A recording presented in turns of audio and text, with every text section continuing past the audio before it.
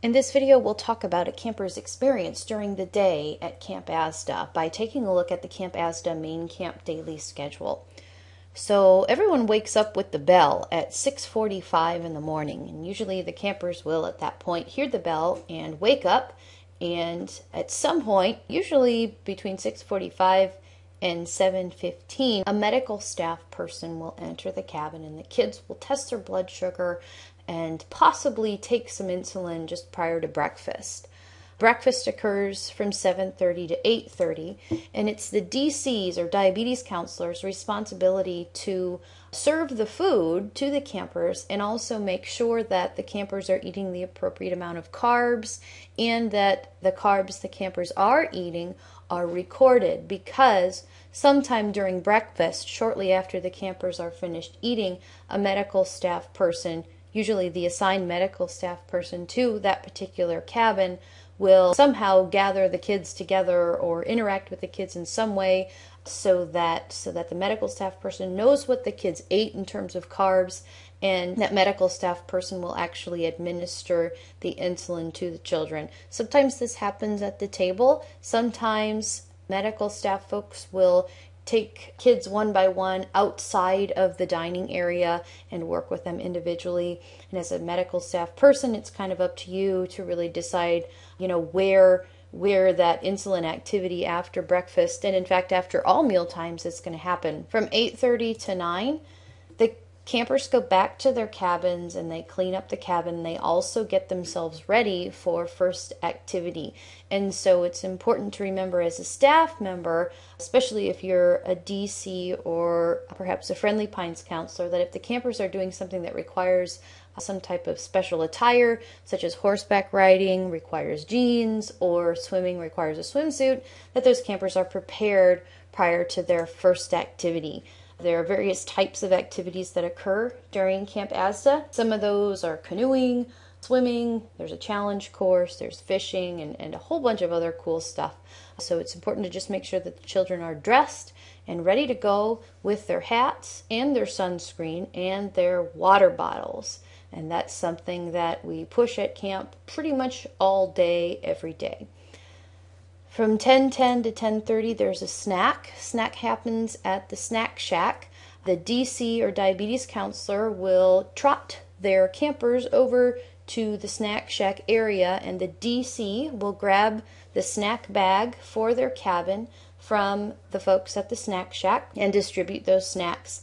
Now, if the campers don't like the snack that they've been given, they can take their snack and a token back over to the snack shack and exchange that snack for a healthy piece of fruit, or yes, I think it's a healthy piece of fruit, in fact.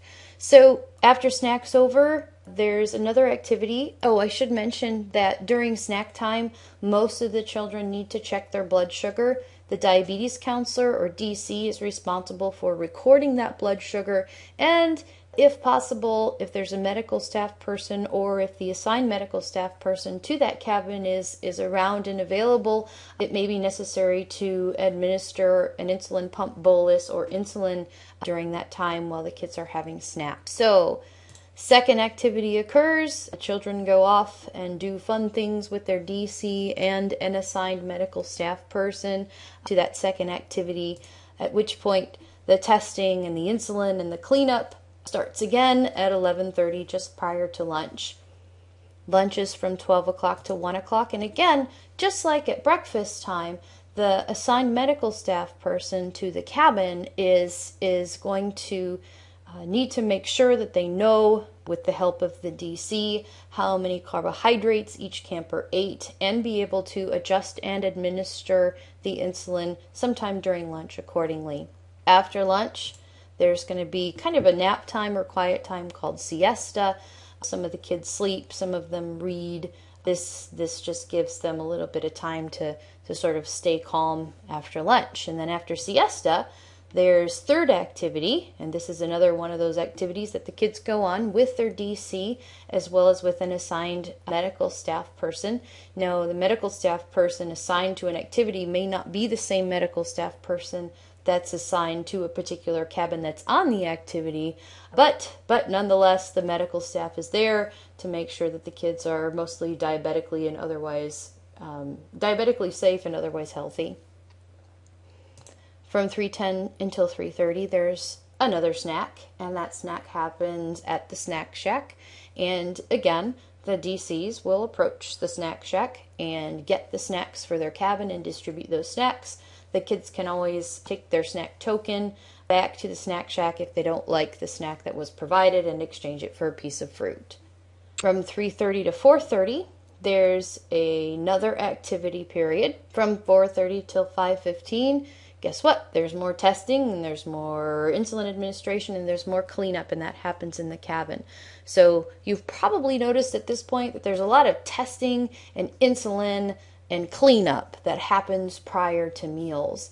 And most of this activity, unless there's something special going on, happens in the cabin, which means if you're a medical staff person, it's important to remember that once you're done, with your activity, or once you're done with whatever it is you were doing, maybe you were assigned to the infirmary for a particular activity period or something, to get your stuff and go to the cabin to which you've been assigned and make sure that the kids have been tested and make sure that you record all that information and that you're also prepared to administer insulin for dinner time.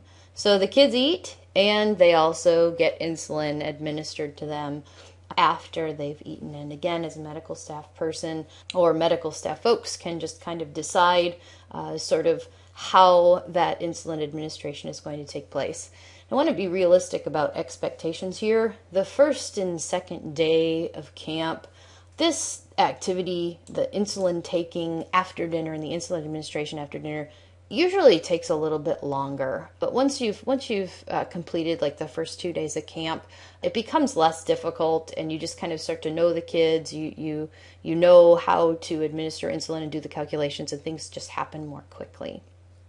From 7 until 8:30, there's going to be some sort of evening activity, and an announcement about what that activity is going to occur in the dining hall. Usually one of the Friendly Pines camp administrator folks will announce, when you're supposed to meet and where you're supposed to meet and what you're supposed to do and how you're supposed to prepare for that evening activity.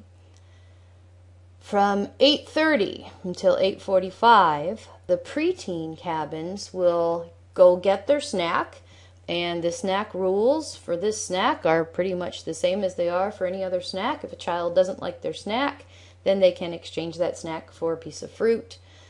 At that time, the teens will go back to their cabins and do testing and insulin. And then from 8:45 until 9:15, that kind of switches. So the preteens go back to their cabins with their snack, and they'll test and take insulin if appropriate and have lights out.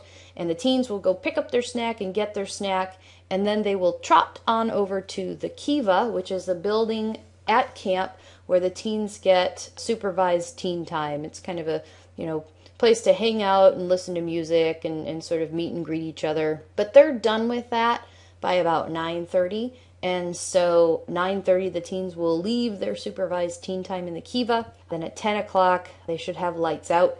Usually right around that time, a bunch of kids have some low blood sugar.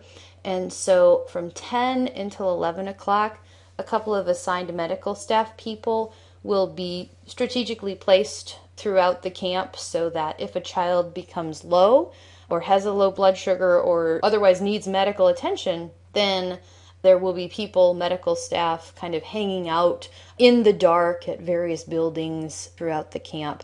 And then this isn't on the schedule, but from 10 o'clock until 11 o'clock, the DCs have a meeting in the Kiva. So the DCs will be meeting from 10 to 11, which leaves no diabetes counselors supervising the kids, which is why the medical staff team members will be assigned to, kind of hang out from 10 until 11 at night. Then from 11 o'clock until 12 o'clock, this is also not on the calendar, but I can assure you that it occurs. The DCs will end their meeting, and the DCs are required to relieve the medical staff people who have been strategically placed out on night watch throughout the camp.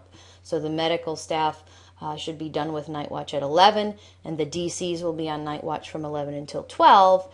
And then at 12 o'clock, and sometimes it starts a little bit earlier, DCs and medical staff folks who have been assigned to midnight rounds will meet at the infirmary, we call it MASH, to assign midnight round cabin assignments. And so eventually you might get to get a little bit of sleep. And then once that happens, the bell's going to ring and you get to wake up at 6:45 in the morning and do this all over again. So I hope this has given you a sort of quick kind of introduction to how the CampAZDA main camp daily schedule works and what you can expect whether you are a DC or a medical staff member at CampAZDA.